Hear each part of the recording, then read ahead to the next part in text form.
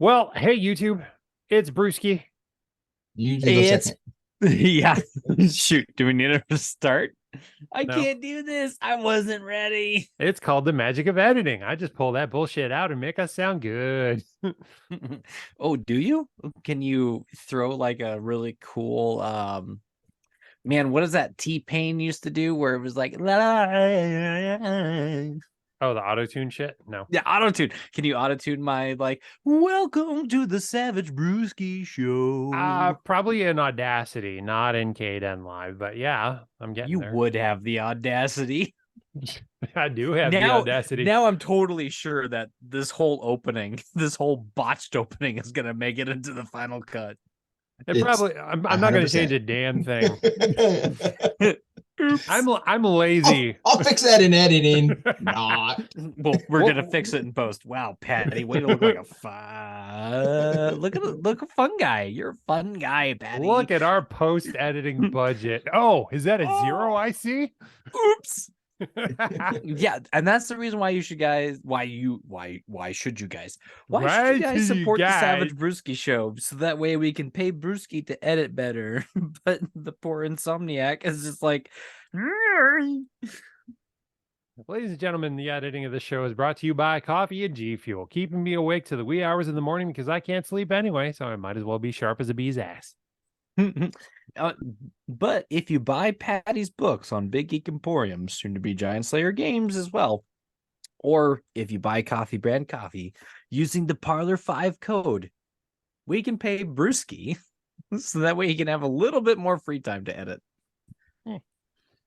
Or, if you like these really rough cuts, we can just buy Bruski more G Fuel. Give me the G. I need to be jacked. He's got the G's, 10 G's sitting in a case somewhere in the dark. I only got 5. Anyway. All right. Enough crazy ass preamble. So, what we wanted to talk to you fine people about this week is gamer etiquette. Now, we're going to switch things up a little bit. We're going to try doing the news first, just because, I don't know, that seems to be a thing. But we're going to take a couple minutes, go over some news we've variously heard, Kickstarters, releases, this, that, and the other thing. And then we'll get into the subject of gamer etiquette, see maybe if you guys like the current events, and then all our blabber afterwards better. So, Jeremy, you're usually the one with the ear to the ground on Kickstarters. What do you got, my man? All right. So, as many of you know, the new Game Found campaign for Gloomhaven launched just today. Ooh. So, if you like Gloomhaven and you want to get the second edition and a gazillion miniatures that are going to come with it, as well as their new RPG, check them out on Game Found. I'll send a link to Bruski so he can add it in. That'll work. And then, actually, I think it might be on BackerKit instead of on Game Found. I don't know. They have so many different platforms at this point. You never know. The BackerKit is just like the secondary contractor that helps people who do Kickstarters. No, they have their own program now where you can pledge straight to it. Huh. Just like Game Found started off the same way. Game Found used to be a BackerKit for Kickstarters. When you edit your Kickstarter, you can add stuff into your Game Found, but now it's its own Kickstarter basically program. Oh. I believe. Maybe I'm crazy, maybe I'm not. We're all mad here. And then I'm looking at it and it's already made 1,948,383 with wow. 8,331 backers. It has 27 days left and its goal was $2 million. So I'm pretty sure it's gonna make it because it's only been live for like 9 hours, maybe 9 hours. Yeah. It's been going, it just only been going today basically. It's they're set up a little different than I'm used to, so but it's huge. And you can get Frosthaven, ginormous amount of miniatures looking like in there, so you can get pretty much everything from this game that's currently available. Jeebus. So I'd really like for them to do like a Cyberhaven or a Grim Haven, and I, have them do a I'm sci-fi sure. stuff. I'm sure they're gonna do something sci-fi eventually. It's just a matter of time, I bet. I think that's the natural progression for somebody who releases like a fantasy IP. I mean, because I full disclosure here, I'm gonna be that guy. You have Frostgrave and Stargrave, and you have Starfinder and Pathfinder. I'm gonna do a fantasy analog of mutants. I guess I'd started it the opposite way. I started with like the weird. I'm not gonna say cyberpunk because but it is sci-fi mutants, and then I would really like to do, and I'm workshopping the name. I'd really like for it to be the 6 letters or 7 characters, because it has to end with an exclamation mark, whether it's warlocks or wizards. But if you do either of those, you have to drop a letter somewhere. Anyway, it would be really cool with Gloomhaven being and Frosthaven being like the mega box that it is, to do something that's a little bit more sci-fi and have those type of niche miniatures, because I think a lot of people are super duper into cyberpunk sci-fi dystopia right now. Yeah, that's a safe bet. I mean, between the obvious of Grimdark 40K, but even getting into stuff like Shadowrun, into Dead Zone, into Kill Team. Dead Zone. It's definitely a likable genre right now. Right now, until we really reach post secondary apocalypse. Like cyberpunk dystopia is so hot right now. Anyway, true. Right. So newsy news for me. I like to talk about Wretched and Miguel and Sylvia over at the Red Room. They just released the full frontal Wretched Epic version 2 to go along with their Wretched core rules. At the start of the year, when the whole OGL thing started happening, they started to shift to the right a little bit and making their own rules that wasn't tied to Wizards of the Coast's OGL, Open Gaming License Agreement. And they came out with Wretched Core version 2. And as the years progressed, they've come out with Wretched Bastards version 2, Wretched New Flesh version 2, and so on and so forth. So Wretched Epic is turn of the century, pre-World War I French Parisian activities. It's not quite pulp. It's not quite H.P. Lovecraftian horror, but all of those elements are in there. And it goes along really nicely with their Wretched Versus zine that they're releasing pretty regularly, actually. If you go to, I always, in my brain, call it Moorheit, but it is The Red Room spelt backwards. So MOORDEREHT.com,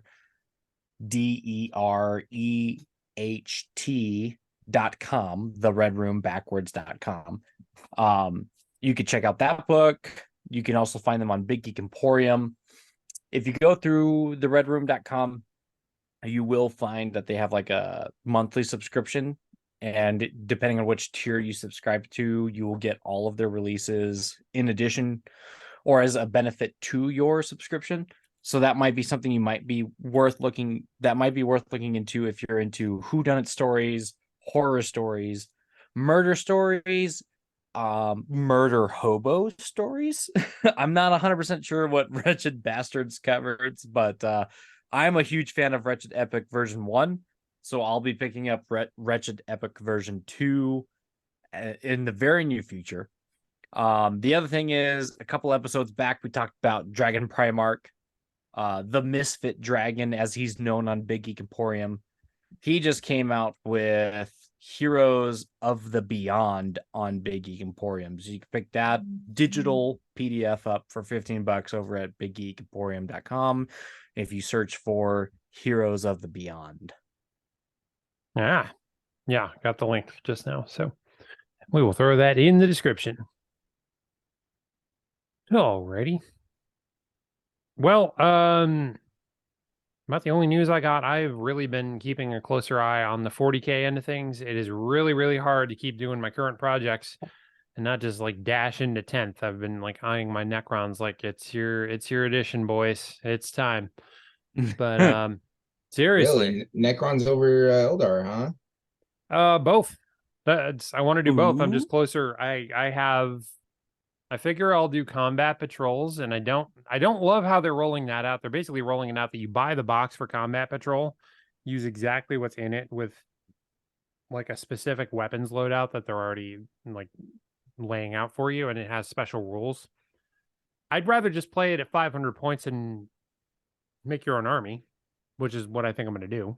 But yeah, I haven't had a chance to look through the combat patrol rules. I know they came out, like, want to say on Monday, or was it Friday? yesterday.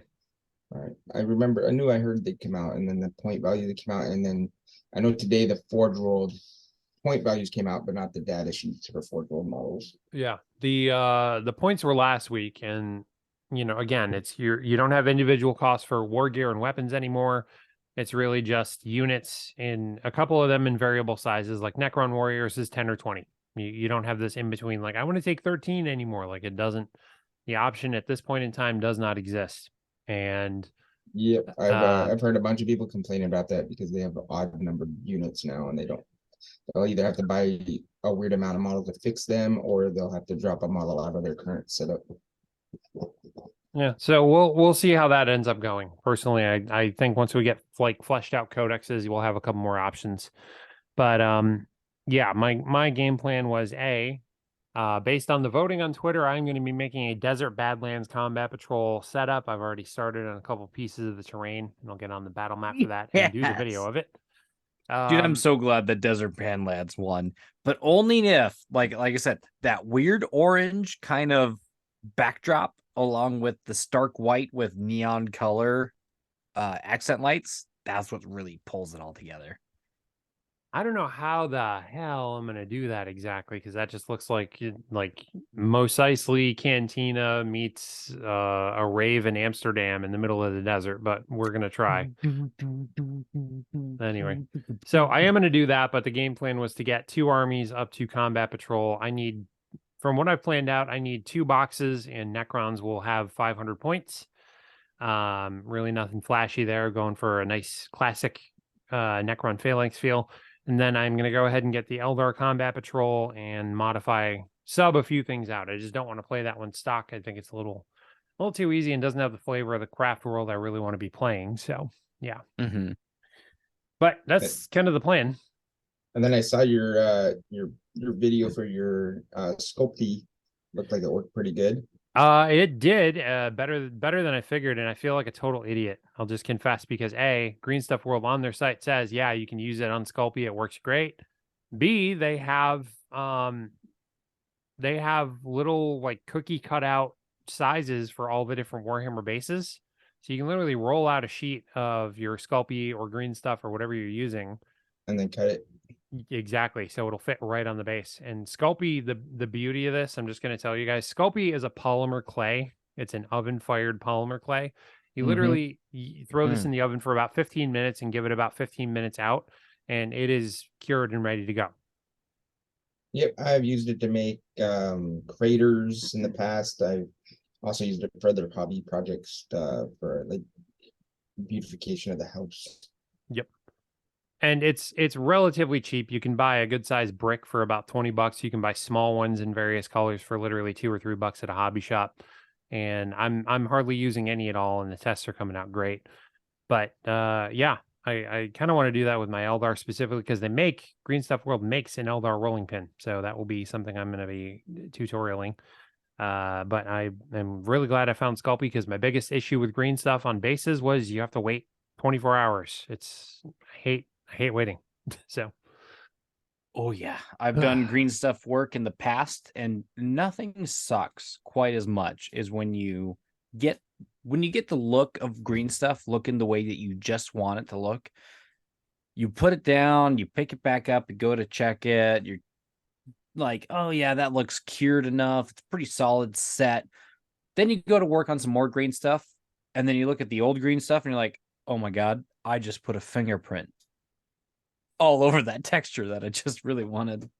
So, and don't get me wrong, if you're sculpting on the model, if you're trying to put detail in a model, that still is the go-to.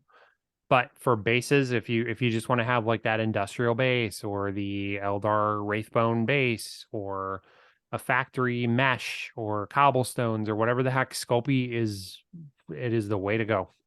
Good God, where has it been all my life? So I'm probably gonna do my neck runs using basing paste and some crystals, but Eldar are gonna get the broken Wraithbone treatment. I think it's time I did one of those, and it's gonna be great. So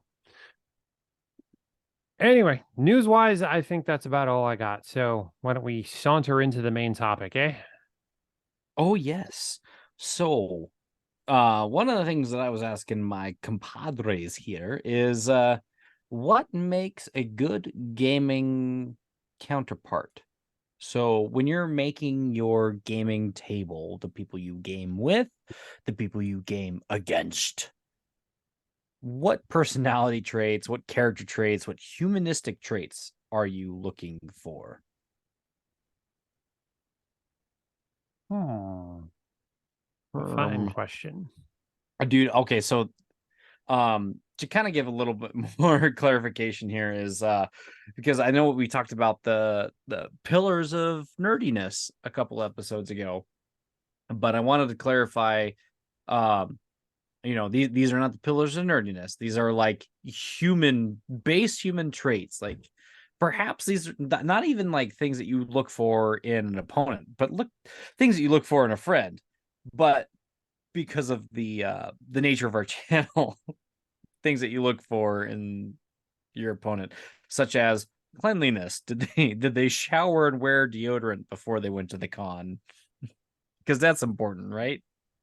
I think every gaming circle in history, particularly the ones where women have shown up, will definitely say that cleanliness is next to godliness. And I'll leave it at that. If you're Billy Corgan, cleanliness is godliness and godliness is nothingness and nothing. Anyway, that's an old grunge reference for all of you old grunge souls out there. I mean, yeah, but I'm not, wear deodorant, people. But yes, I'm not going nuts on that point. I'm gonna be honest right here. I don't wear deodorant. I'm super allergic to like all of that stuff. I just make sure I shower twice a day. There we go. So right now, you got 2 legs, 2 arms. Can you roll dice? Do you have your own dice? Tape measure? All right, you can play a game with me. That's all I care about. But Jeremy, but War God, what if I don't have a brain? Don't care. He wins. Yeah. Easy win. I get so little gaming time with anybody. You could be the biggest a-hole in the world, and I'll get a game in with you because that's a game I can play. Yeah, he's not I playing a have bot. 2 caveats to that. Like- One, if you do those things, Jeremy might also put a ring on that. The second thing, you could be the biggest a-hole in the world. No. You could be the second biggest a-hole in the world. Next to me. Because there's only space for one of those. Oh, you're not very nice right now, Patrick. Oh man, I thought that was funny. I'm calling me the world's biggest a-hole. No. We know I'm the biggest a-hole. Wait. Hold on. Bruski, there's no way you are. As for War God, I've been in there. I've seen it. Wait, no, go back. I didn't say that. I do not want to know what in there means. We're gonna move on before you have time to clarify. So just so you know, I'm not gonna come visit you this July like I was planning now. On you. You're gonna visit me for Veterans Day though, right? What's that? Don't know. I never heard of it. Veteran Bullshit. Poser. I love you guys. I'm really this is what happens when Patty tries to throw shade because I'm really gullible and I'm super sensitive. But then when I throw shade, it's like daggers right there between the 3rd and 4th vertebrae. Right up Main Street. Yeah. I don't know how to dull the knife. That's okay. We'll teach you. We'll give you lessons. You dull it as I put it in your back. It too, Jeremy. Why did you sound like Forrest Gump as he's getting stabbed? Well, because everybody sounds the same when they're getting stabbed, in case you don't know. They don't sound like Tom Hanks stuttering and slightly messing with the syllables in the name. Why did you stab me, Jeremy? Life is like a box of chocolates. You never know which one is going to have fentanyl. Oh man. So anyway, so War God just says dice for the dice throne. If you can roll a dice, you have a pulse, you're good to go. Yep. What does Brian say? What does Brian say? Well, okay, here's what I look for. Number one, if I guess I have to go with the anti before I can go for the pro. Mm-hmm. I cannot no. I can stand and I can mind my P's and Q's, but the dumbest thing in the world to me is the guy that has to win at all costs and be very local, be very loud and very self-advertising about it. Like, he will have a horrible day if he loses the game, no matter what. And if he wins a game, you're all going to hear about it for the next 2 years. Those type of guys, it's I understand it, and I have a remarkable amount of patience for it. But that, I think, makes one of the worst people to game with, just because they're so that is like living and dying to them. If they lose that game, you sit there and you're like, well, good, they're going to feel like trash for, the next day, the next week, whatever. They get all bitter, they get all salty, whatever it is. But at the same time, if they win, even if you're there and you're like, you know what, good game, had fun, move on. They're just like, dude, I mopped the floor with that guy. And you're just like, okay, yeah, sure. It bothers me so much because it shows this lack of understanding and immaturity of what the game actually is and what you're there to do. Like, they're just there to like rack up wins, and it's literally just like stacking kills. Like, yeah, dude, I got over 50 kills. I got over this. I got over that. Like, okay, do you need some tweezers, pal? I don't know. That's my anti. That's the thing that absolutely bugs me. What do I love? What do I think is a must? Or what do I think is required in somebody? As a quick interruption, I definitely think that's an episode for a later chat, because it's not enough just to talk about the personality traits that we want to see in a gaming group or a community. Sometimes you have to call out that stuff. So put a pin in that. Maybe we'll do a mini-sode or an extra credits of the anti stuff. But yes, I'm going to put a pin in it, and you're going to pull it out, and I'm going to throw the grenade into the people, and we're going to see them run, and everybody down. Everybody down. Get to the chopper. The chopper! I'm pregnant. He actually says get to the chopper in Subar if you haven't seen that show yet. Mm-hmm. I knew they were going to do that. Anyway. But yeah, I mean, that's my anti. For the pro, I mean, it's just somebody that is willing to have a fun time. They can have a two-way street sort of a game where they're not sitting there, literally, oh, you can't do that. Oh, you can't do that. You can't do that. Like, obviously you need to know your rules. I'm not saying, if you walk up like a total dunce, but there's a way to handle that. Who needs rules? Just make it up as you go. Yeah, I'm going to roll a 10 on a 6-sided dice, and that means you lose the game. Hey, that's Age of Sigmar when it first came out. But I mean, that's really it. I played with a guy, and it's one of my school buddies, and he's still friends with me to this day. And one time there was the situation where it was like there was some chapter approved rule in a magazine he didn't have, and it just, for the rest of us, it was like broken as hell. It was literally like, okay, you get to fail an armor save, and then you get to totally take another one on top of an invulnerable save. It was just like, okay, there's no way this thing dies, basically, in like third ed of all editions. And everyone was arguing against it. We were all like, no, that's not how that works. Yeah, it is. It's in the magazine. Well, good. Show us the magazine. I left it at home. Fine, And literally, we just hand defeated it, and it's like the guy was in tears. And it was just that ridiculous. Instead of just being like, you know what, I'll bring it next time. This time we won't play it and move on and just enjoy the game. It like wrecked him that whole day. Like we didn't talk for a week. And Oh no. again, I love the guy. He's a great friend, great dude. But it was just like the emphasis on what he was doing was just kind of like, Jesus. I had a similar experience. I was TO in a tournament, and guy turned in his list to me, and he asked me as the TO if this roll from a Forge World model was legit, the one that he could use. And I looked at it, and I looked online. I didn't have the book itself, but it seemed to be the right one, and I rolled it. It was okay. And then he was at the top table with a certain player from El Paso, and that player refused to play him because he said it was the wrong rule, and I made a bad call. And he basically ruined the tournament because he refused to play top table. Damn. Sketchy. Yeah, I mean, I ran a couple of War Machine tournaments back in El Paso too. I participated in a tournament two tournaments up here. And even to the guy who played Infernals for War Machine Mark III, I wouldn't say he was a win at all costs. He was actually a super duper cool opponent. But back in El Paso, I did run across as a TO, one of those types of people who was kind of win at all costs. That was interesting for me. I was gonna say, I think that guy might live up here now.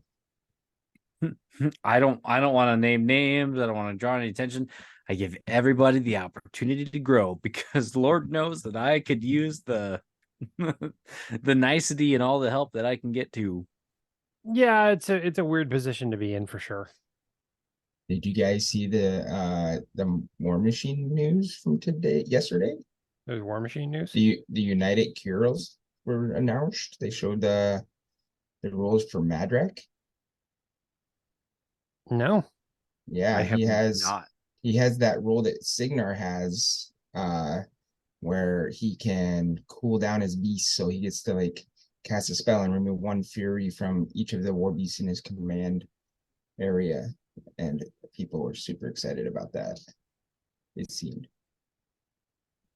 Does it kind of have the flavor of the old trolls, basically?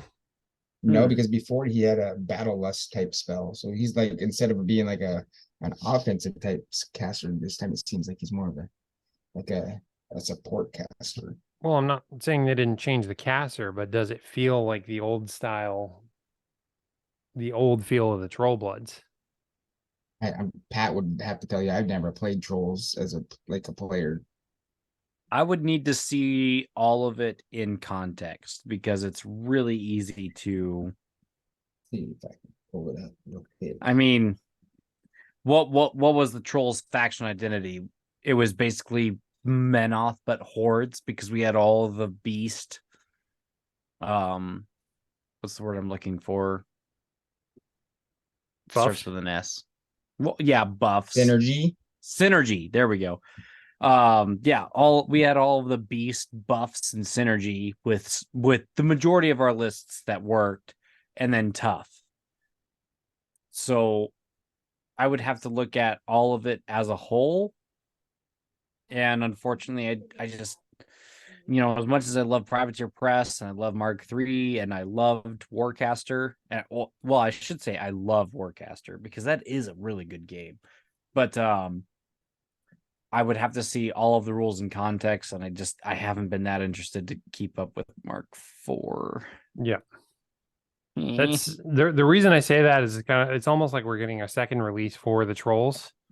Mm-hmm. And I'm wondering if that's the need to kind of tone down all the newness and just bring back the classic. Like, anyway, getting kind of off, but yeah. Yeah, the barely jack of all trades, because I mean that was where trolls were at, was barely jack of all trades with tough. Focusing on beasts was a really good place for them because it allowed for really heavy tactical play that may have been brutal if you made a mistake. But thematically, trolls, I mean, personally, trolls are the best choice. But thematically, trolls could be a really good choice. So hopefully they're doing them a service in this new edition. Anyway, moving forward. Yep. So my first one, I mean, we talked a little about cleanliness. I don't want to count that as my first one. Punctuality, being on time as a games master, dungeon master, tournament organizer, being a big one, because some people pay to be in tournaments. Yep. But those types of things, especially now, when I was in El Paso, I had the nicety of being able to drive 15 minutes and be at my favorite local gaming store. These days, it could be anywhere between 30 and 45 minutes. So we're talking like the time that it takes to actually set up for a game, to start a game, depending on how well your game goes or what game you're playing, it is the length of a game to get there. There's actually a fellow who I'll try to contact post this episode. Maybe I'll bring him up in the next episode if he's cool with that. But guys like him and I, where we have to drive 45 minutes to the game store to play a game with somebody, be on time. If you can, be early, get the table set up, get the game set up. That way we can go there and we can play a game, maybe 2. If you're playing mutants, maybe you can play 4. But that punctuality is a big thing for me. I try not to ever make plans unless I know I'm going to be there on time, if not even 15 minutes early, because few things really start to boil me up as being late to anything. And if that's the way that I feel, of course, the way that I want my opponent to treat me is, hey, this person's time is limited. They're making time for me to play this game with them. I really want to be there on time. And heaven forbid, if you're going to be late, tell the person that you're going to play with that you're going to be late as soon as you know. Yeah, this is not like us when we were in high school and just have like endless amounts of time to kill. Like it's much more logistically involved as an adult, not just for the minis and rules and all that, but just getting there. Like you're setting aside other things. So good point. Yeah, I really wanted to drive that one home. Is a lot of people these days, and this is a positive thing. This is not, perhaps this is one of those things I could talk about in that later mini, so like we were just saying, being late, but punctuality, because a lot of people these days, their time is their money. A lot of us are family men, or some of us are high schoolers just trying to pass the time and learn the culture of wargaming. But you'll never go wrong if you show up at the right place at the right time. Yeah, well put. What would you say then? Let's round a bit on this. What would you say then as a point of like manners? How you deal with your opponent or the other people in your game? I don't know. What do you think constitutes good manners in that aspect? I don't have manners myself, so. Oh, that's not true. Jeremy has really good gamer etiquette. I mean, I probably do, but I don't have any other manners. I'm a crude B word. Trying to be not sweary tonight. I know, it's so hard. So this is kind of a touchy subject. Because some people, they don't, like I said, I really wanted this to be a positive episode, and I still think it is.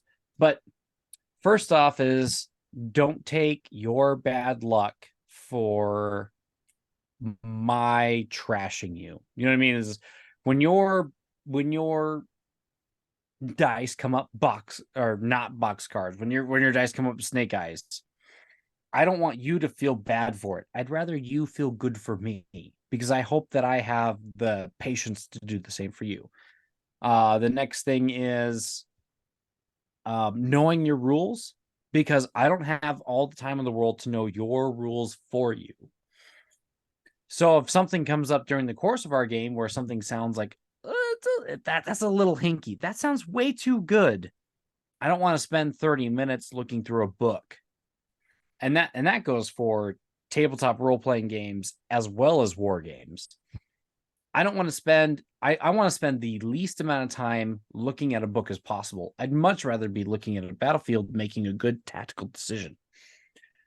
Wait, you're gonna make fun of me for not reading rules, and you don't even want to look at the rules? No. That's wait. That's different. Knowing the Shots core fired. rules, right across the bow. Pow, pow, pow, pow, pow, pow, pow. I said across his nose, not up it. Yeah, exactly. No, knowing the core rules is different than knowing your army specific rules. So me knowing that my troll's tough on a 5-up regularly, but under the feet of Madrak 2 says that they tough on 4-ups, right?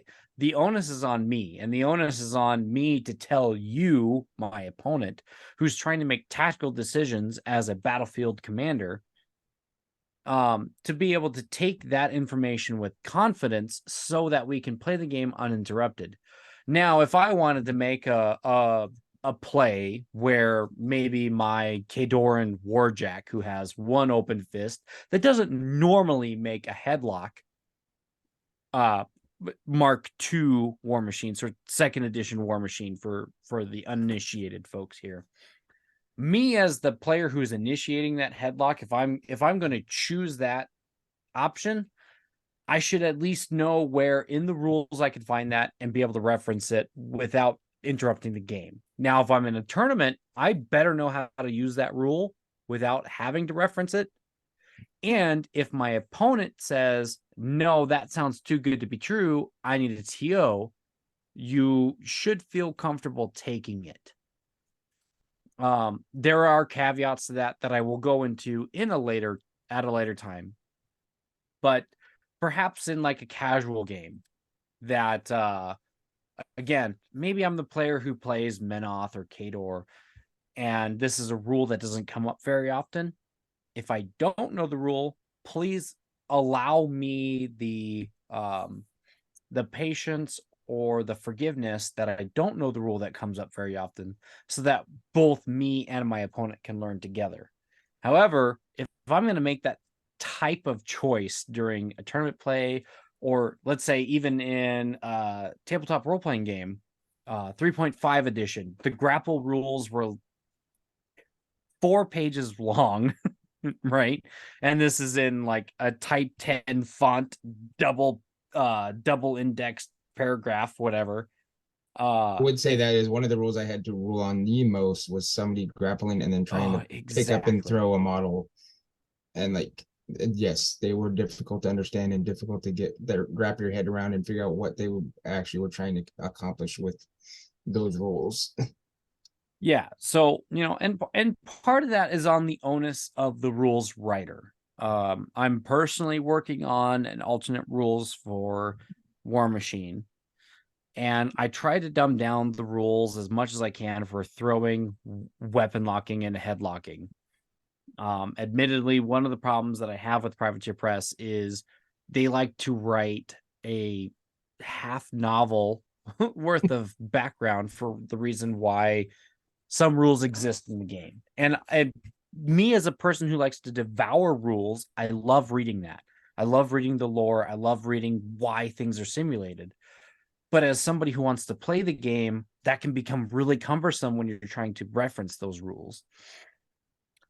Now, as somebody who's trying to play the game, keep the excitement of the game going. And that was one of the things I was going to bring up as the stuff that I like in an opponent, or something that I like in my group of tabletop role-playing gamers. If I'm getting the excitement going, if I'm working up that hype train, and I would hope that Jeremy would attest to this, because it's something that I didn't get when I started wargaming.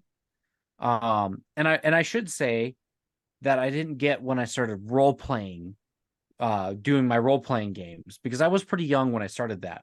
It was really easy for me to start seeing the tide of the battle turn towards my opponent, and I was losing, and I wouldn't get excited, and I would, in the back of my mind, consider scooping, and scooping being the word for, hey man, you're winning this game. I'm just gonna let you win because I've got other things I got to do. No, I want that person to enjoy the win that they're having. They should be rewarded for taking those really good tactical turns or having really good luck, because not everybody gets that. And when it comes to my turn, I really want to be able to do those things where it's like, I saw this meme the other day where it's two Magic players, right? It's two Magic, and maybe I'll be able to find it to show it to Bruski and he could put it in the show or whatever. But anyway, I saw this meme the other day, and it's two people sitting down to play Magic the Gathering. And one of them says, hey, don't kill me next round. I've actually got this really cool combo I want to show you. And this is the context. And the other player's like, dude, that's dope. Okay, let me see it. There's something that's really cool about that. As a narrative gamer, as somebody who likes playing role-playing games, as somebody who likes to play really casual war games, to see those kind of combos come off. Now, if you say, oh my gosh, it would be really cool if I could do this, and your opponent's like, wait, I'm winning this game, it would, you got to see this next really cool move. That's something worth talking about. But I guess anyways, like if I'm working on this hype train where I've got this really cool thing going and you're losing, like support me, because I want to support you. If I was losing and you've got this really cool thing going on, I want to see it. I want to see you throw the Creel Stone, or I want to see you Hail Mary the shot that I know you're going to make. The odds are with you. I want to see that because I want to say that I was part of that. That I did the best that I could, and I fought tooth and nail, and you still just ripped my heart out, fatality, because you deserve that. And I would expect the same from me to you. Ooh, see, I'm the exact opposite, right? Because let's say I have a squad of 10 dudes, and the first round of combat, you kill 9 of those 10 dudes, and somehow I managed to pull off that miracle where I get my guy to live for another round, and I make my bravery test, right? The next round comes around and it's time for combat again. I'm gonna say, don't even bother rolling for that one dude. He's dead, and I'll remove him from the table. That way, the game keeps going faster, and maybe we'll get time to play a second game. If there's little corners I can cut like that, I'm all for it, because I'd rather get more games in than roll 500 dice to kill one dude. Okay. I think both points you guys are making also come in partially for the new gamer attitude. Like when we were all just starting out, we were probably more focused on, like, as awesome as things looked and as awesome as the game was going, we're like, oh, we're excited about this and that's going to be cool, blah, blah, blah. You got to remember, we probably also had brain cells on the rules, and we're like, can I do this? Can I do that? And it was a little less hype training. So to some degree, just keeping that in mind when you're like, if you're playing someone newer and just sort of helping them with the rules and just letting them be, again, make the tactical decisions and just kind of have fun and be the guy behind the game. That's one. The other, speeding it up. Like, yeah, when like, I'll give you an example of when not to do that. Like, Warbudgie's bat reps. He'll know something's going to die. He wants to see how spectacularly. Okay. Oh yeah, well that's totally different for sure. Yeah. I wouldn't do it for a bat rep because I think you'd be losing out on a lot of your story. Right. But yeah, playing with a new guy, if you're just like, you know what, this thing's gonna die next turn, let me just knock it off the board. Okay, fine. That's actually they're probably gonna appreciate that. Yeah, it's a speed. So like if we're driving 45 minutes down to a game store and I'm gonna get a chance to play 2 games, well, if me cutting these small corners gives me a 3rd game, then I'm down for it, right? Okay, that's fair. I can agree with that. I'm like, what's the point of having my opponent roll 30 dice to kill one guy when they need 3s to hit and 3s to wound, and I need 6s to save? The math there is just not even worth the rolling the dice. And I've played somebody that got mad that I did that. I'm not gonna lie. They were like, no, I want to roll it. And I'm like, I don't care if you want to roll it. I'm taking the guy off the board before you even get to pick up your dice. fucking roll it. It's in the rules, and I believe I have to roll a hit It, and a wound before you can take the casualty. I think what happened was it threw him off his game because then he like forgot what his next step was because he planned his whole turn out like before the turn started. And when I put the little kink in, like, oh, you don't have to do that, he didn't know where to go next. Sounds like the Bobby Fischer of Warhammer. Everything's meticulous and has to be that way. Is there a middle ground here where you can say like, oh, okay, no, I think you're gonna win. Do you want to like play out? Do you want a theater of the mind what you're gonna do? Because I'd love to hear it. I've done that. Yeah, I've done that before. Theater minded. I've actually done that have for. Done that. Yeah, we think we did in one of our campaign games. And I've Uh-huh. also done it in a tournament where like we didn't quite have enough time to finish our last round, so we talked over what would have happened real quick, and we came to a conclusion that like, yeah, this would have happened no matter what. So I probably get, and I wasn't a big huge tournament player, and I didn't care all that much. I gave him the extra points he would have got if we had time to finish that round. It's like, I don't, what's it costing me? I already lost this game. Give the guy the points he deserves if he got to play it out. One of the guys I grew up playing with would not necessarily tell you everything he was going to do, but he was very, very sound in his planning, and it wouldn't really concern him. It wouldn't really take him, too much to change plans, but he would kind of tell you. And he literally, he played Night Lords, and he played that really just chaotic, neutral sort of feel to how he went about them. Like, yeah, there's absolutely zero chance the Terminators are going to live. I'm sending him in anyway. Like, he would do that, and he'd tell you, like, you would know, ah, shit, here we go. They're going up the middle. All right, fine. That's going to be fun. And like, it made for, as Patty said, it made for those theater of the mind kind of moments where you're like, literally like, okay, good. This point of the board is about to become like an absolute slaughter. Like, everything's just going to pile in right here. It's going to be an absolute mess. Let's watch the fun. And you and your opponent would just be like, yeah, we're doing that. Yeah, no, I've done that on a lot of learning games. I'm not saying that I've necessarily thrown learner games because that would be disrespectful. Mm-hmm. However, and Jeremy can say this, like, I am super unlucky. And if my luck is going to be for the worst, you're gonna be damn sure that I'm gonna make it at least fun for me. And a lot of that is going to be by throwing those Hail Mary shots, or, hey, I know this thing is likely going to happen, but I'm going to do it anyway because, damn it, if the luck doesn't turn my way, one way or the other. Anywho, I tend not to play it 100% for learner games. I think that and sometimes I'll just win, and it doesn't, as long as my opponent had fun, it's usually okay. But I've learned from teaching that if I just trounce my opponent and like they don't have a fun time, they're probably not going to come back and play that game. Yep. So I tend to not ever give 100% in a learner's game. And I'll make really dumb tactical decisions that would like easily cost me a unit that I wouldn't normally do. And yes, I've done it to you too, Pat. Yeah. You think I got you in a dead zone? Oh, man.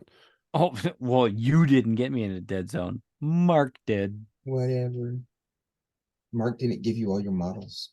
Ooh. That is really true. That is 100% true. Jeremy gave me his what was it, like third or half of his nameless Kickstarter for Dead Zone version 2, and on a whim he was like, dude, just enter this tournament that we're having. It's casual, we're all gonna have fun. And I placed the third, not knowing it, placed third, and won a box of Veerman. And I'm like, oh, well, great, now I've got Veerman and Nameless. That's a faction for my wife and a faction for me. I guess I'm playing this game now. And I it thought we totally had you consumed. some enforcers before we gave you the name list too, though, and Shane gave you some of those enforcers, right? No, it wasn't until almost 2/3. It was like the semi-finals of that first tournament. They're like, yeah, you're really good and you're really excited to play this game. We could definitely use you to try to get new players. And I was like, I'm okay with that. I love this. This is great. You became spokesperson Patty, and gaming was never the same again. Oh, man, I've tried so hard to grow gaming groups all over the place, all of the time. Yeah, that's what I usually do, except for up here. I haven't really tried to. Well, I got two friends that I game with constantly, but I really can't get a solid gaming group going up here. I don't know. Might be doable. I might have to revamp that video. I mean, Washington's a good place. I mean, you're in a really good place for getting a gaming group together. And just I'm in a again, good place to go find a game, but it's hard to get people to agree on a location. The problem is there's like so many different game stores, and some people refuse to go to some, and some people refuse to go to the other. So it's really it's a big who's willing to go to what store at this point kind of thing. House party and basement gaming, dude. Take it home. Yeah, I was gonna say, Bruski, have you ever had that problem where it's going to one game store versus another on a certain time or a certain day? Not really. Everywhere I've been, like I've been in two very, very different environments. I was in Western New York, where you do have a lot of FLGSs, but very few official places. But I mostly did that as a teenager. So it's like you played with your friends most of the time. I would easily say 95% of the time we were at one of our houses and we all just had a setup and we just knew like that's that, you know. When we did go to a store, it was either for an event or just because we coordinated it out, but it was like that was the one to go to, and it was never a point of contention. Out here, Los Angeles, you are friggin' spoiled for choice. I mean, Gameology in Upland and in Pasadena, there's at least, I don't know, 15, 20 tables, plenty of terrain. Same thing with God, what is it? I think it's Odyssey Games in East Pasadena. Huge space, tons of place. Every time that you look on their Facebook, it's always packed out. But the only issue I find is that certain games come and go in popularity. Like they have a ton of D&D players, they have a ton of Magic players. Next to no War Machine, next to no Warcaster. You know, it's that kind of a thing going on. It's just who's playing your game is about the only issue there is. But no, I've never really had the issue of, you know, picking a place. And I prefer home and basement gaming, honestly. I'd rather make terrain, invite people over and have a house party of it where it's like, you know, you're not surrounded by strangers and you don't have like a closing time and you can do whatever the hell you want in the space. Like I don't know, that's just my thing. I always prefer that. That's funny. When I lived in California, I had a heck of a time finding anywhere that did any gaming at all. Maybe Southern Cal, like further south, Oceanside, San Diego area. It's just a lot harder to find that. From what I see, there's more FLGSs. I started putting feelers out in places north of LA, and there's a big community in Sacramento. There's a big community in San Fran. There's, if you go south, San Diego, absolutely. I think that's where FLG is, unless I'm mistaken. They moved to Vegas. Ah, okay. Or a suburb of Vegas. Yeah. I mean, it makes sense. Really, really easy to be there. But my game store in Vegas used to be called, and it may still be called, Little Shop of Magic. The funny thing was I never gamed there. I only ever gamed at my house or my friends' houses when I was in Vegas. It wasn't until I moved to Indianapolis that I ever considered gaming not at my house. My little group started at an FLGS and it was really small. You know, you had this group of really old grizzled like D&D and Magic players, and you had a couple guys doing Shadowrun, and I think there was a couple guys doing like Talisman or Mordheim, something like that. And then all the young guys were like 40K. It was just like a bunch of teenagers running around. but they only had like 2-3 tables. It wasn't big at all, but that was what we did. And then that closed, and we forced ourselves to basement game. Like, we knew about an hour away there was a Games Workshop, but it's like, do we want to go there? Are they going to have room? Like, they only had 2 tables too. It was really small. So I do miss having a basement full of nerds painting and playing games. nothing like it, especially when the pizza shows up. Oh yeah, for sure. I prefer the Kraken to show up and be released.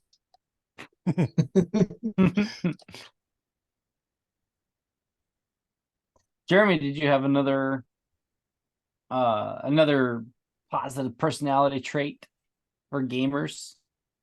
Well, I mean, just be open to talk to people. Like, don't come into the game store just to be like a what's it called? What are the people that don't really get an introvert? Is that the word I'm looking for? Like, they just don't interact. Yeah, like those. Pretty close. I'm not gonna want to invite you and play my game if you're like you don't want to talk. That's just, I need to be able to communicate with you to let you know what's going on. If you're gonna like shy away from me every 5 seconds when I talk to you, that's probably not gonna be a positive game experience for me. Yeah, I guess not. I haven't found too many people like that. I have for the most part always been able to be able to get nice, good amount of people like go at gaming. But I have been for about a month and a half. I was going to this store every Saturday to meet up with the local Discord group. I invite people out to try the different games, not the like, hey, I'm going to be running Stargrave, or I'm going to be running Frostgrave, or I'm going to be running Xenos Rampant. If you want to learn the game, come down and learn it. And I'd show up at the store and I'd be there for 4 or 5 hours. Nobody would show up out of my little local gaming Discord group. Like, they're just 40K or Age of Sigma players for the most part. They're not really interested in trying something out, but you never know until they come, right? But while I'm there, there would be other people gaming, and I'd try to introduce myself, get to know, because everybody's like, who are you? We've never met you before. So I was going to a store that I used to go to 2 years ago, and I moved further away from, but it seemed to be a good central place for everybody in the Discord to meet. So instead of going to a close store, I was going to that further one, and everybody, by that point, the whole gaming crowd was different. None of the people I knew from 2 years ago was there. It's all brand new people. Military bases tend to be that way, right? And these guys were like, they don't even know who you are, why you want to talk to us. Like, I'm like, all right, well, fine. I don't get my knowledge and experience of 20 plus years of gaming, and I can tell you so much history about the game that I've been gaming longer than most of these kids have been alive. Those are the type of people that turn me off from gaming. I mean, if I really got to go there, I just hate the fad gamers. I hate the guys who are like, I want to play Warhammer because everybody else plays Warhammer and the cool people play Warhammer. Like, okay, great. You're going to hate it 3 months in. You're just going to play a tournament list or whatever the hell list is popular. You're going to get the exact same stuff as the other guy. You're going to paint the same way he does, and there's just no actual enjoyment. You're just doing it as a fad thing. I don't like. I will play those people. I don't like it. I just don't get any enjoyment out of it. They're there for like, oh yeah, dude, let me take a picture for the gram. Like, all right, sure, but are you having fun, dude? I just got like 5 follows. Yeah, okay. Yeah, those people exist for sure. Did I ever run across those type of people? Is this? Wait, hold on. Did we already get into into our micro episode?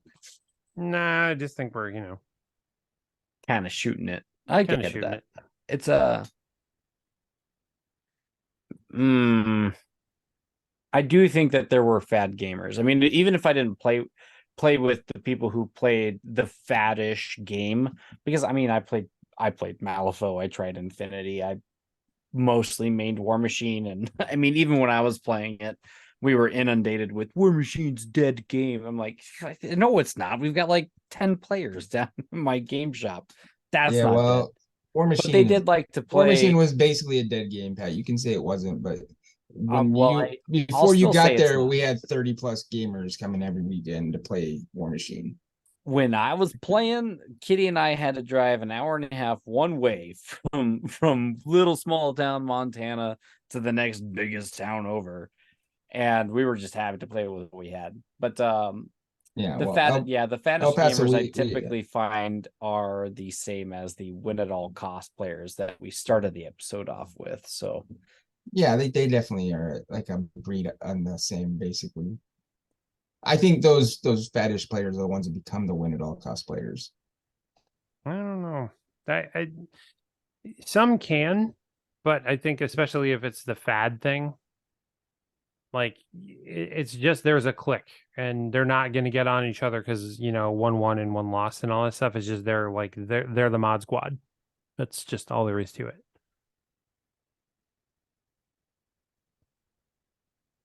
I do get annoyed by gamers. The gamer of the week. What army is the most powerful army this week? All right, I buy it. Oh, now the army sucks. Let me sell it and buy the new army. That's the army of the week. Especially when it comes to like the work you put into an army. Like, yeah, I sold it. I built like half the models. I didn't get around to painting them. Then I sold again. Like, really? yeah, I've seen those. They were good for my business because they paid me to build their models for them. But sure, but you take a look at them from the hobby standpoint. It's just like, what are you doing? I never wanted to play against them, and usually I was the one that ended up buying the models that I just built anyway. So I'm like, I just built all these models and they're gonna sell them here. I'll give you I'll give you what you half paid of for what them. you paid for them. Or is it a quarter? I'll knock off the price that took me to build them all for you. Yeah. Those led to some really interesting like facepalm moments too, because then you get the guys who just they just read up on some Death Star combo, but they don't quite pull it off. And they get a little bit clueless as to what they're supposed to do. Have you seen those? Oh yeah. I know somebody that very much like that.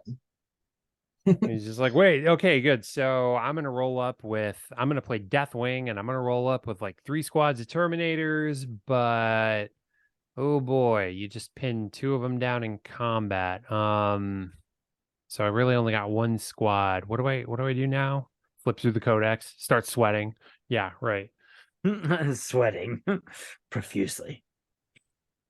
Yeah, man. I knew someone like that played a Knight Army at 7th edition. I want to say it was 7th edition, 40K, and he got so butthurt when his professionally painted army that he paid someone to paint all his models didn't get in the top 3 of the best painted because whoever he paid didn't really hit some of the big points I was scoring on, because I was like, well, there's no real object source lighting. You have these lights, and sure that they painted the light as a light source, but it doesn't shining on any other and reflect in any other part of the model. He's like, well, that's not object source lighting, and I'm like, what do you think object source lighting is?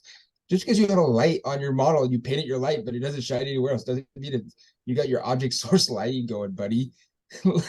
Little different, yeah. I was like, there's like no non-metallic metals, and there was a Tyranid player, and I'm like, I'm sorry, like non-metallic metals was one of the scoring things, and you don't have any metals, so I don't know how to score it for you, So I gave him a 0 for non-metallic metals because he didn't have any. But that dude's army was beautiful, so he had it in the top 10 anyways. I always thought scoring people on paint jobs is really wonky and crazy too, because there's scenarios like that where you have a model like a Tyrant that has no metal parts. How do you compare that to a model that is a Titan that's all metal parts and object source lighting and stuff? So it was always difficult for me to find the perfect painting rubric, and I did not like the one that Frontline Gaming used for many years.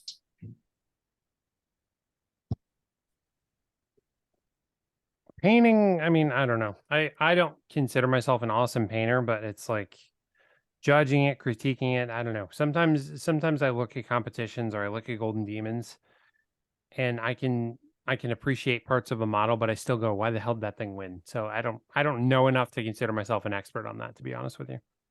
I think a lot of times with the golden demon models, you don't get a good view of what actually caused it to win because they just give us one shot against a white background of it. Well, I mean, there's a lot of entries and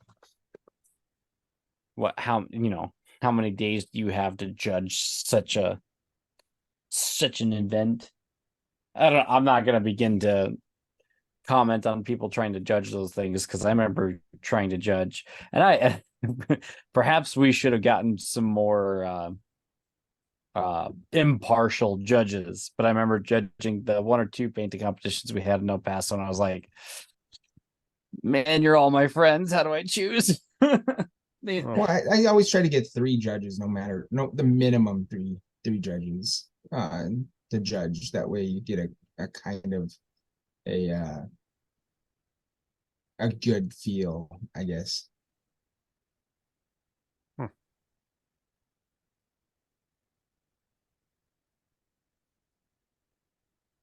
Well, indeed. Those are the things that we like about our gaming partners and friends. Or With we a look sprinkle for of in dislikes. well, yeah, that's what we're looking for, the people that have those traits or do not have the other traits that we mentioned. The Right. antithesis. Yeah. So I mean, and this is not an all-inclusive list by any means. I mean, you more or less, when you're going to go to game with somebody, go be a reasonable person, go be a human being, a likable human being, kind of like what Jeremy said at the beginning of the episode. It's like, if you have a pulse and you can roll dice, typically, you have the mental faculties to get out of bed and show up to the game. So sometimes that's enough for people. And sometimes some of us are wanting more.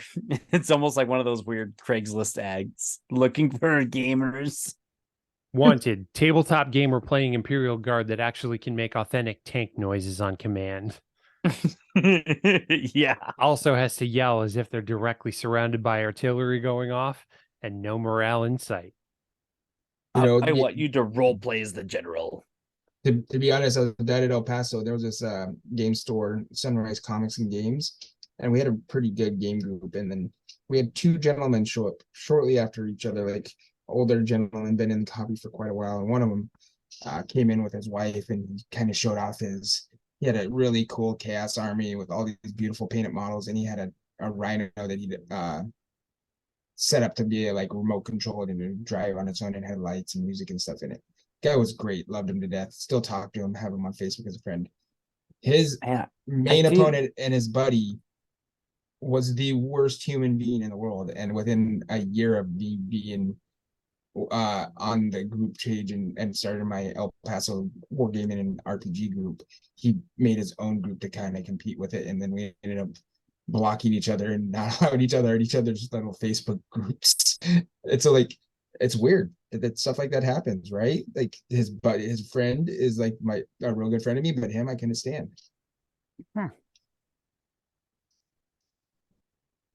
Yeah. Indeed. What do you do? What do you do from that point? Do you take the good with the bad? I mean, because certainly playing games at all is better than playing 0 games, right? Yeah. I would rather not play a game against that guy. You couldn't pay me to play him. Okay. What if you were the last 2 gamers on Earth? Yeah, no, I'm gonna do 5 par 6 from home and 5 leagues from the Borderlands forever. I'm gonna play with my sail. Yep. I knew that was coming. That's like asking if me and my ex-wife are the last 2 people on the earth if we repopulate. Nope.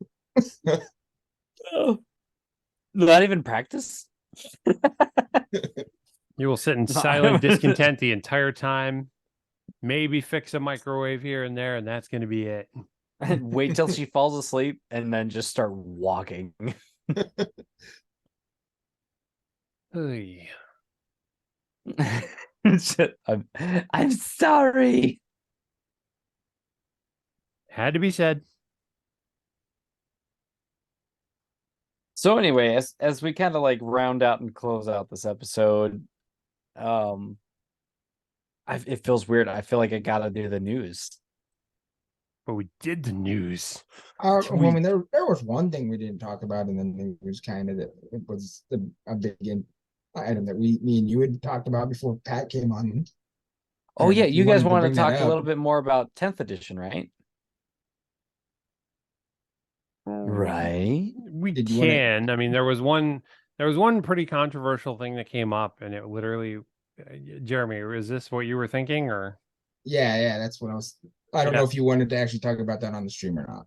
What are you thinking about? We could just get around to it rapidly, and it's okay. So you guys remember when Leagues of Votan came out, and that army was just banned in a number of tournament circuits.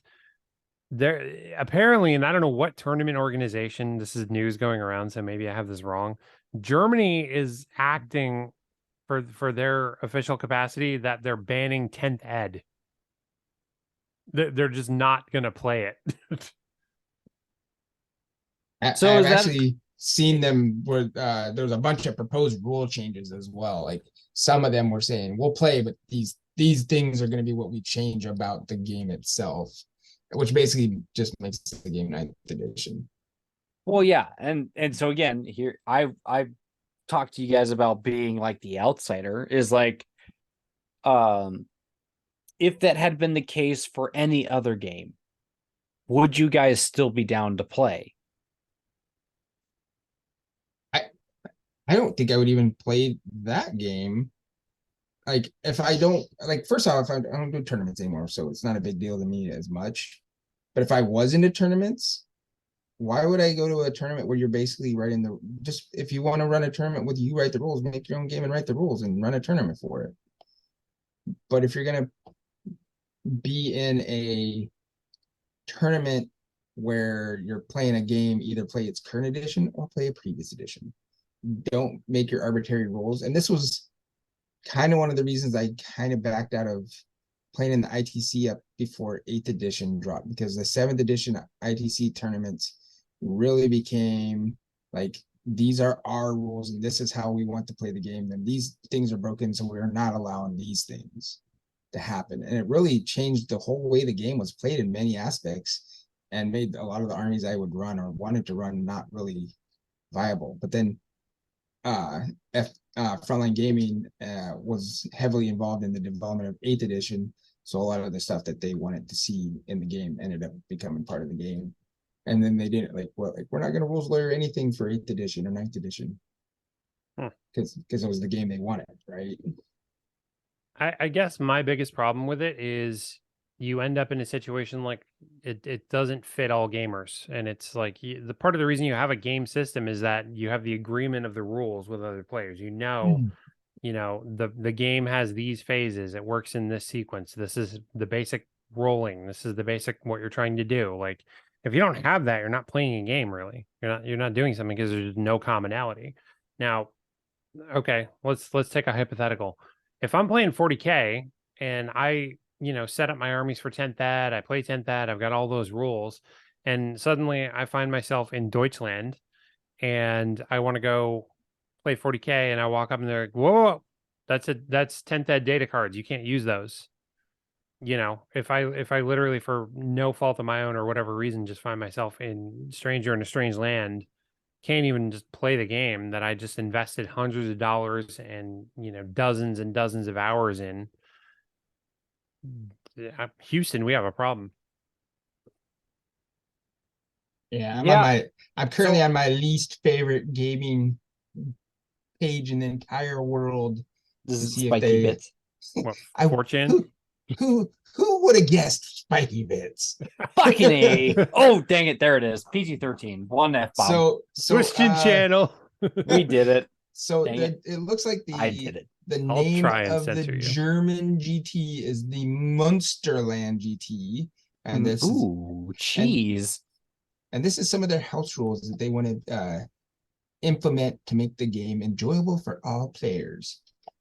Towering, which is a rule that certain models get, such as like knights and a lot of the super heavies, but not Lehman Russ, Baneblades. Baneblades didn't get it. Will have no impact on measuring line of sight. Measure as with every other model.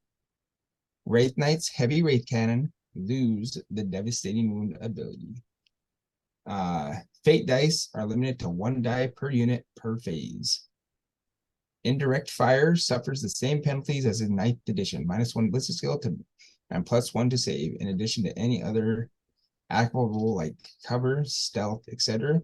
And you cannot benefit from the +1 to hit for being heavy when fired without line of sight model-wise. Thousand Suns Twist of Fate, the Cabal Ritual is modified to any armor saving throws of the unit are modified by 2 instead. So I believe the Twist of Fate, the way it's currently in the rules, is it ignores all armor saves. So it could be really, really brutal. Yeah. But it's only usable like once a turn. So really, is it that bad? And It's you're like a limited. mini feat. Yeah. And this is the guy who said giving a mini feat to a model in War Machine was too OP. Anyway, This is 40k. It's totally different. fair. It's just I'll accept volumes that. and volumes and volumes of dice, and absolute overkill is the order of the day. Yeah. Moving forward. The range of the fire Overwatch stratagem is reduced to 12 inches, and only visible units can shoot. Mortal wounds from a single unit are capped at 6 mortal wounds per unit per phase when targeted at a non-monster or non-vehicle unit. Any additional wounds, i.e. with assault cannons that are then handled as normal, saves can be made, etc. Models can move to cover, or not move to cover, move over and stay on objectives without limitation as per 9th edition. Lone operatives and similar abilities, such as lone operative, are subject to investigation of how to fix them best to be determined. You want to know what that sounds like to me? What's that? It actually sounds to me, these are not changes I would make to make a tournament setting. This sounds like their idea of this makes the game more enjoyable. Yeah, it's like, let's see how this, that's what it sounds like to me. Like, does this make the game a little bit funner for us to play? And maybe it does, but you shouldn't be doing it for a 10th edition tournament. I'm looking at stuff like, okay, again, Eldar are getting a lot of hate because of the whole fate dice thing. I did it. Oh, just go ahead. You basically roll a pool of dice and set it aside at the start of the game, and you can mulligan it a couple of times. Yeah, but it's you can 12 literally, dice. yeah, you can literally just use those dice. Like, you know what? I actually want to substitute this roll for one of my 6s here. I want to substitute this roll for one of my 1s here. You know, whatever it is. Okay, got it. And so you have 12 dice and you can roll them, and then if you like what you get on those dice, the 12 dice, you can keep it, or you take 1 die out and you roll it again all the way down till you get down to 1 die. Yep. If you wanted to. But Yep. then you have people like Farseers that I think can just turn your fate die into whatever number they want. If they're doing something with Guardians, I forget what it is. I think Guardians on objectives can generate 1 fate dice per turn. Yeah, Guardians objectives give you a fate dice every turn, and then there's a Farseer that does something with them. There's a lot of little wonky, worky around things, and I think that's where people are saying now there might be a little broken. I don't know. I haven't read all the rules. It's that and the devastating wounds thing. Yeah, it is definitely the fate dice in a combination with the devastating wounds that has really got people scared, because there is an abundance of weapons. All D weapons cause devastating wounds, and I think the best fix for that I've seen, and I think this is what, if I was in GW, this is how I would roll it, is that because of the randomness of D weapons, because they are like a really random type weapon, they're not really understood well even by the Eldar, that you cannot use a fate die on. Like, because the way they're fluffing the fate dice is that your Farseers are basically determining the outcome before it happens. This is the if you're devastated, or if your D weapons can't be fated because they're too unpredictable, you can't use a fate die on. Yeah, this is the Eldar shenanigan of we know the future, and the dice are reflecting that, and that you automatically pass certain things just because you're substituting the dice. Like, you know what? No, this is something we had to win. This is something we had to make go right. So I fluff wise, I see how that works, but I don't even know. Like, literally, if I were gonna play, I don't even know that if I would honestly use that. I'd like roll the dice and be like, okay, cool. I'm gonna forget about these for the whole game. My opponents are gonna be sitting there like, do you want to use that? I'm like, use what? Your fate dice. Nah, But you get 12 dice out of how many dice? No. Before the game even starts, you have 12 dice. You roll 12 roll it. dice. And you yeah. So you roll 12 dice and you put those aside. Right. And then out of the, I mean, shoot, dude, you got what? You got a unit of 10 dudes with shuriken pistols that are making 3d6 attacks apiece. Well, probably not. Not that much. They're two attacks apiece. There's kind of like a but I mean, that's still 20 dice. And over the course of a game, that unit's probably going to attack 3 times. That's 30 dice for a unit out of your 12 fate dice. I mean, so unless you're using so you're probably not going to use it on a wound rolls. You're not going to use it on a shrieking pistol unit, I'm sure. Yeah. You're going to use it on a weapon like as a bright lance, something that you need the big number to hit. Yeah. So like you and you're going to use like, all right, I want to replace my damage roll for, instead of a 1, I'm just going to make this damage roll a 6. So all 3 of these wounds are now 6s, and now you got 18 wounds. Yeah, you're going to use it for armor saves. You're going to use it for battle shock tests. You're going to use it for advance rolls. You're going to use it for, and so the reason they're using it for those devastating wounds, right, Pat, is because the rule of devastating wound is for every 6 you roll I believe it is to wound, not to hit. But you still get 6 dice. 6 mortal wounds. Right. Can you is there in that fate dice rule, is there a rule that allows you to use one of your fate dice to change your opponent's die rolls? I don't think so. I think it's just Eldar related. Yeah. So I think that would be overpowered. So I mean, certainly that would be overpowered. Is it the number of dice? Like if your fate pool was reduced to 6 or 4 or maybe 3, some other multiple of 2 or 3, do you think that would bring that rule in line while still making it fluffily accurate? No, because it's existed before. Oh, okay. It existed before. Did they say why it ceased to exist up until this point? Well, it wasn't that. It's the fact that it existed for another faction. People are jokingly calling this Miracle Dice because Sisters of Battle had something very similar to it. And they still do, except for Sisters. They're a little bit more limited on when they can use it and when they can't. Yeah. It's not, it's a fluff wise, it's a little different. It's literally, they call it Miracle Dice because it's literally like the divine intervention of the Emperor in the form of you saying, you know what, we're going to use this. The Fate Dice, the Eldar, the psychic masters of the galaxy, and they predict everything down to a T. That's what you're representing with this rule. So again, like, yeah, it's there. It doesn't mean I'm going to use it. Yeah. Kind of like we were saying. If that's the way you want to play the game, that's the way you want to play the game. But you're not going to play in a tournament without using those for sure. Or if you did go to a tournament and you chose not to use those, you probably wouldn't be playing at your highest capacity to win that tournament, because it is a built-in function for their game. Yeah. I just needed I don't know. I personally haven't played a game of 10th yet. I don't even know what faction I want to play. I've been looking at the Tau a lot to see what they're looking like, and I don't know if I like the direction the Tau kind of went this edition. They've got some really wonky, worded rulings, and drones are no longer parts of the unit. They're just war gear added to the unit, and yep. So I'm not 100% sold. I'm going to run my Tau if I play. I'm looking at my AdMech, seeing how they look, or possibly my my world eaters, because I love my world eaters. I was going to say I need to immortalize this.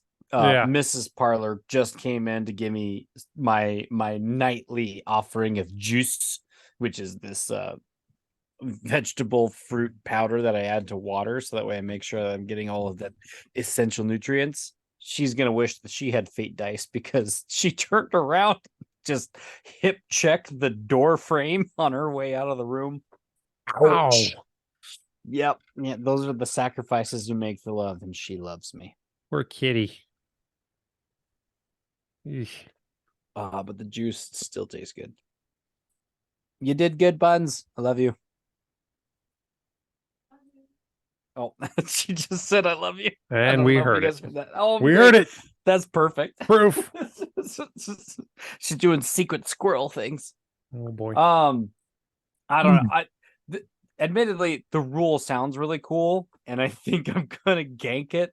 I'm just not gonna make it 12 dice worth. Like one Oh, or no, two dice, it yeah. gives you the opportunity for like that one or that, like we were talking earlier about these. I Hail kind of feel like Marys. it feels like the command dice you get in Dead Zone in some ways. Well, yeah, because I mean, even in third edition Dead Zone, they give you the opportunity to use those command dice as extra dice or reroll dice. I can't remember. Yep. You can do both. Yeah. Yep. But Jeremy, if I have any say in what army you're going to play, I say AdMech because access denied. Access was- denied. No, I uh, demand to see.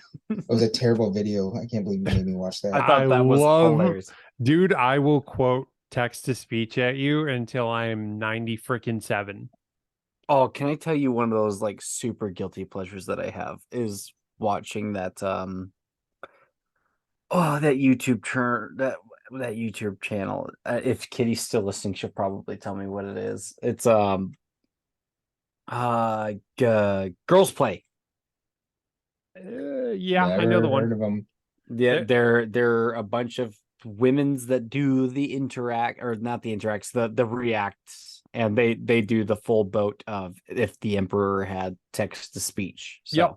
Hilarious. thank you, Girls Play, for doing those reacts. Girls Play, you rock. We love watching your videos. You're probably not going to know that and all that Be stuff. right back, but guys. I gotta let the cats in. They're meowing. Roger.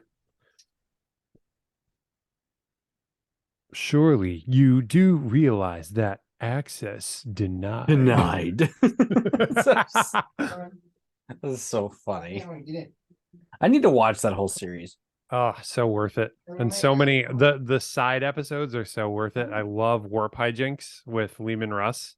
Mm-hmm. He just runs into a bunch of people in the warp and schools them in trolling demons.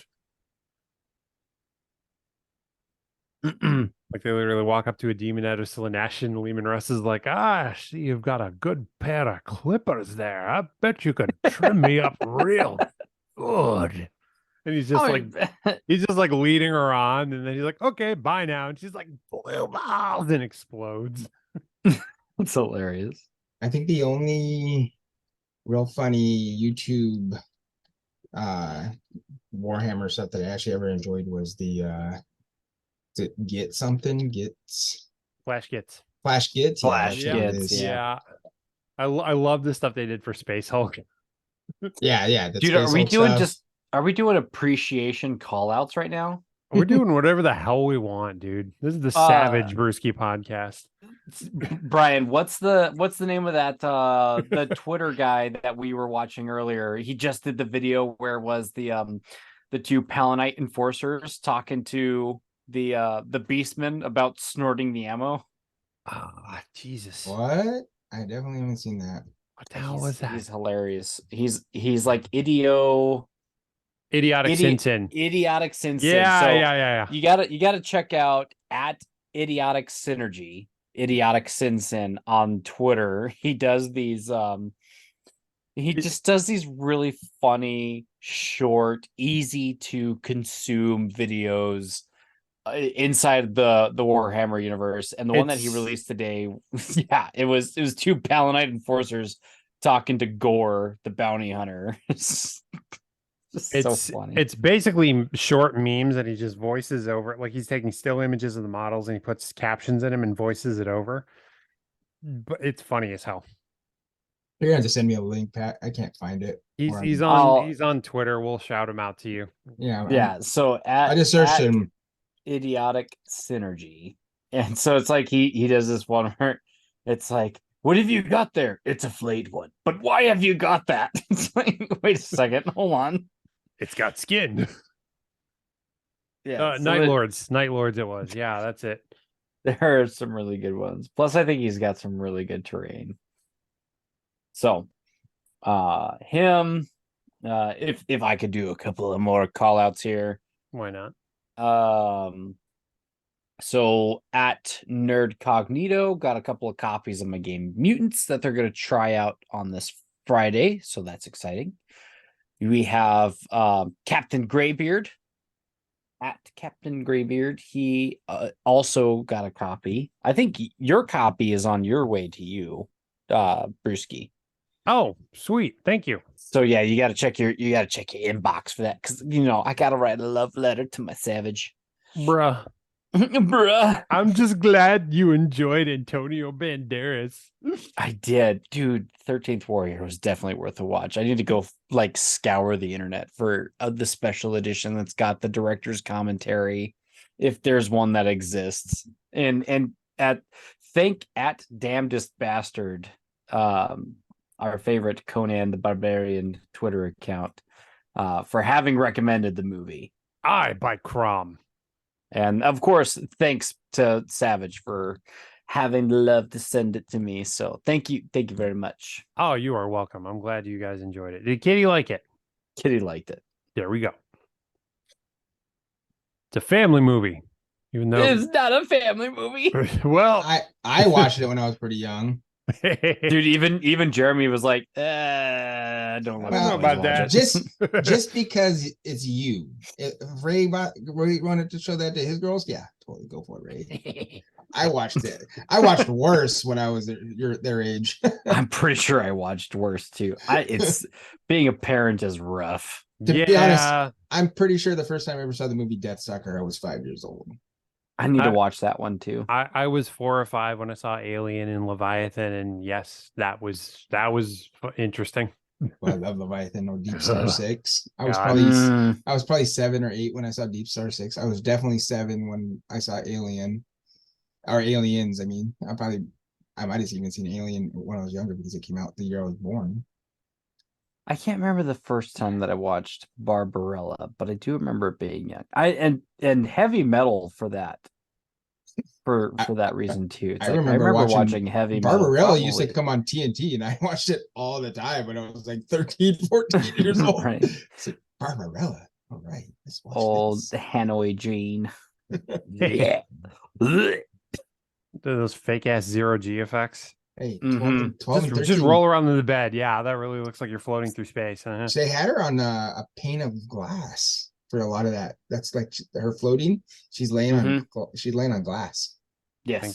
Thank God she was thin. It would have been better had I known that I wasn't trying to appreciate it. Tommy. Anyway, it's about that time, Patty. If I start talking about commies, it's bedtime. Yeah, we should call it.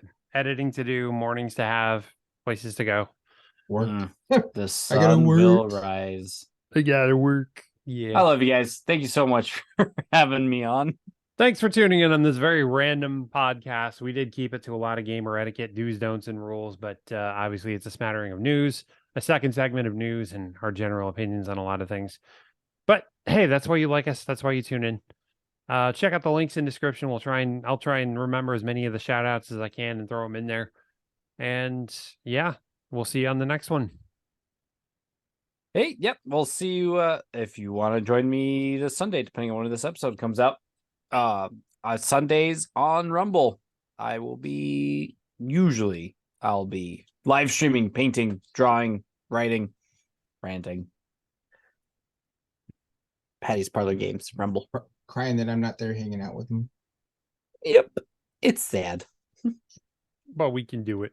I'm sure only. Oh boy. Okay, better end this. Yeah. All right. Thanks for tuning in, guys. If you like this video, please leave a like, comment things that you want to hear about, things you want to talk about, things you want to see in the future. I definitely would like your feedback. Tell us what your favorite gamer etiquette is. Help War God pick out his 10th edition 40K army. And if we're doing a shite job, please do say so. Anyway, we'll catch you on the next one. Good night.